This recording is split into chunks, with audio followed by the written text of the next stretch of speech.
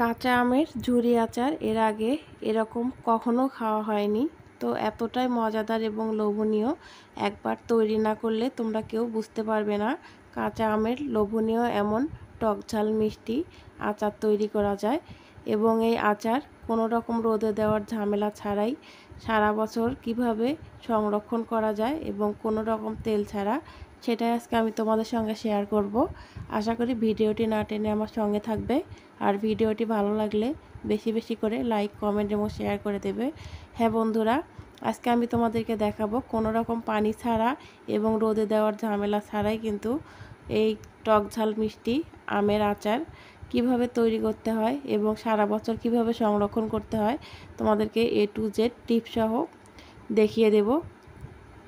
তো চলো, আশা করি ভিডিওটি না টেনে আমার সঙ্গে থাকবে। তো আজকের রেসিপিটি শুরু করা যাক। কাঁচা আমের ঝুরি আচার তৈরি করার জন্য আমি এখানে 4 পিস আম নিয়ে নিয়েছি। তো তোমরা তোমাদের প্রয়োজন মতো যদি কম লাগে তাহলে কমিয়ে নিও, যদি বেশি মনে হয় তাহলে অবশ্যই বেশি দিয়ে দিও। তো এদিকে আমি একটা বাটির মধ্যে 1 বাটি পানি নিয়ে নিলাম, সেটার মধ্যে 1 চা চামচ লবণ দিয়ে দিচ্ছি। তো এই লবণ পানিটা সবার আগে আমি রেডি করে নিচ্ছি। আর এইদিকে দেখো আমগুলো আমি সিলে দেখো ঝুরি ঝুরি করে কেটে নিয়েছি, আলু ভাজি করে যেরকম সেই রকম। তো এখন আমি 10 থেকে 15 মিনিট এই আমগুলো এই পানির মধ্যে রেখে দেব রেস্টে। তো এখন আমি 10 থেকে 15 মিনিট একটা ঢাকনা দিয়ে ঢেকে এক সাইডে রেখে দিচ্ছি। তো 10-15 মিনিট পর ঢাকনাটা সরিয়ে নিলাম। দেখো এই আমগুলো থেকে অনেকটাই কষ বেরিয়ে যাচ্ছে। এই আমগুলো এখন আমি 2 থেকে 3 বার পানি পাল্টিয়ে পাল্টিয়ে খুব সুন্দরভাবে ধুয়ে নেব এবং পানিটি ঝরিয়ে নেব। তো অবশ্যই কিন্তু পানিগুলো খুব ভালোভাবে ঝরিয়ে নিতে হবে। এখন আমি পানিগুলো খুব সুন্দরভাবে ঝরিয়ে আর একটা বাটির মধ্যে নিয়ে নিলাম। তো এগুলোর মধ্যে কিন্তু আর কোনো রকম পানি নেই। এখন আমি এই 4টা আমের মধ্যে দিয়ে দেব 1.5 কাপ পরিমাণে চিনি। তোমরা চাইলে চিনিটা কমিয়ে দিতে পারো। আর যারা একটুখানি টক খেতে ভয় পাও তাহলে অবশ্যই চিনিটা বাড়িয়ে দিতে পারো। এখন আমি এই আমগুলোর মধ্যে এই চিনিগুলো খুব ভালোভাবে মিক্স করে নিচ্ছি। তো মিক্স করা হয়ে গেছে। এখন আমি এগুলো 10 মিনিটের মতো রেস্টে রেখে দেব, একটা ঢাকনি দিয়ে ঢেকে রেখে দিচ্ছি যতক্ষণ না চিনিটা ভালোভাবে গলে যাচ্ছে। আর এইদিকে দেখো আমি এই আচারের জন্য একটা মশলা তৈরি করে নেব। দিয়ে দিলাম 2টা শুকনো মরিচ আর দিয়ে দিলাম ডালফ্রম। তো এই ডালফ্রম কিন্তু সবার বাসায় কম বেশি থাকে। তো সেগুলো দিয়ে আমি একটা মশলা তৈরি করে নিচ্ছি।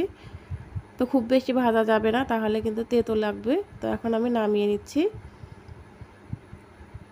এদিকে দেখো আমগুলোর মধ্যে থেকে চিনিগুলো খুব সুন্দরভাবে গলে গেছে মধ্যে। তাহলে এখন আমি এগুলো আচার বানানোর জন্য চলে যাব। তো দেখো আমি ফ্রাই প্যানের মধ্যে আমগুলো ঢেলে দিলাম। এখন আমি এগুলোর মধ্যে দিয়ে দিচ্ছি 1 চিমটি পরিমাণে লবণ,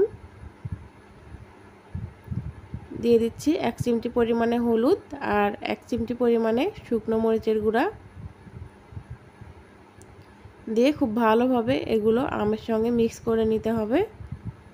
তো বন্ধুরা, আমার এই ছোট্ট ভিডিওটি দেখতে দেখতে যদি কোনো একটা জায়গা তোমাদের ভালো লেগে যায় বা একটু উপকারে আসে, প্লিজ বেশি বেশি করে লাইক, কমেন্ট, শেয়ার এবং সাবস্ক্রাইব করে দিও। নিজে দেখো এবং অন্যদেরকে দেখার সুযোগ করে দিও। তোমাদের সুন্দর সুন্দর কমেন্ট আমার পরবর্তী ভিডিও দেওয়ার জন্য অনেক অনেক উৎসাহ জাগায়। তো এখন আমি এগুলো 10 মিনিটের জন্য ঢেকে দিচ্ছি।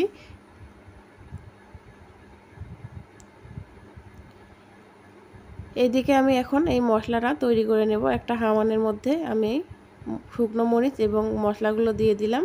তো আমি এগুলো থেতো করে নিচ্ছি। এগুলো খুব বেশি থেতো করতে হবে না, যেন একটু একটু আস্ত থাকে এরকম। তো তোমাদেরকে আমি দেখিয়ে দিচ্ছি ঠিক কতটা গুঁড়ো করেছি আমি। তো দেখো এদিকে আমি 10 মিনিট পর ঢাকনাটা সরিয়ে নিচ্ছি। আমি কিন্তু 10 মিনিটের মধ্যে একবারও এই ঢাকনাটা সরাই নাই।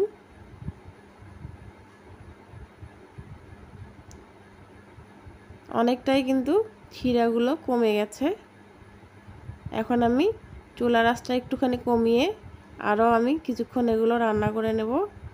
তো এই আমের আচারটা তৈরি করে নেব। তো দেখো আরও কিন্তু শুকনো শুকনো হয়ে গেছে। তো আমি আরও কিছুক্ষণ এগুলো আরও শুকিয়ে নেব। এই কালারটা কিন্তু একদম চেঞ্জ হয়ে যাবে, তার মধ্যে আমি দিয়ে দিচ্ছি তৈরি করে রাখা সেই মশলাগুলো।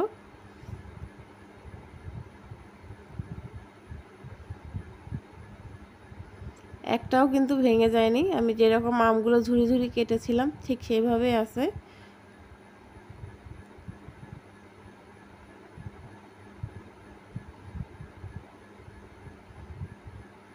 আরও 2 থেকে 3 মিনিট আমি এগুলো সুন্দরভাবে শিরাটা শুকিয়ে নেব।